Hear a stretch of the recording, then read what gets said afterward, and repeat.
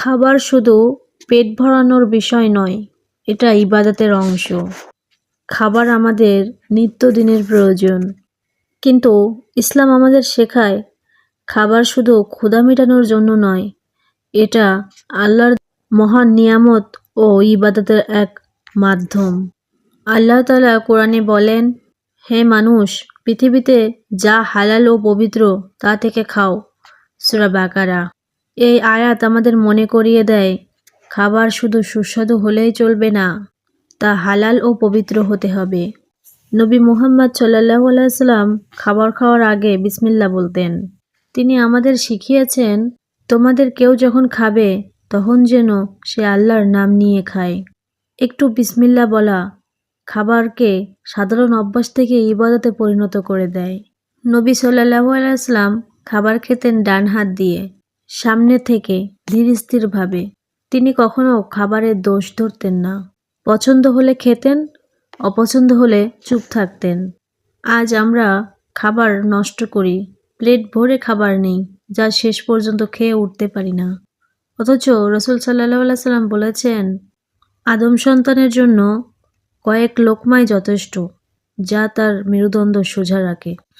তিনি আরও শিখিয়েছেন, প্লেটের 1/3 খাবার, 1/3 পানি এবং 1/3 ফাঁকা জায়গা শ্বাস নেওয়ার জন্য রাখা উত্তম। অতিরিক্ত খাবার শুধু শরীরের ক্ষতি করে না, বরং অলসতা, ইবাদতে অনীহা এবং রোগের কারণ হয়।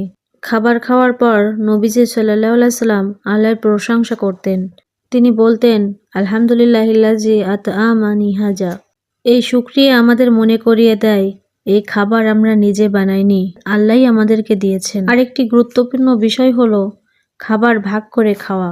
2 জনের খাবার 3 জনের জন্য যথেষ্ট, আর 3 জনের খাবার 4 জনের জন্য যথেষ্ট। খাবার শেয়ার করলে তাতে বরকত আসে।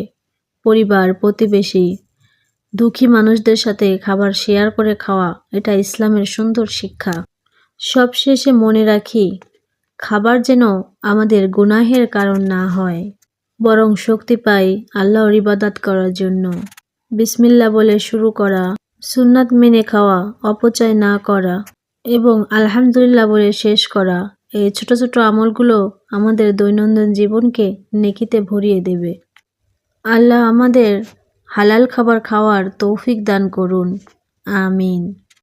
যারা যারা এই ভিডিওটা দেখবেন তারা এগুলো মেনে চলার চেষ্টা করবেন। ছোট ছোট পরিবর্তনই আমাদের জীবনকে পরিবর্তন করতে পারবে ইনশাআল্লাহ। আল্লাহ সবাই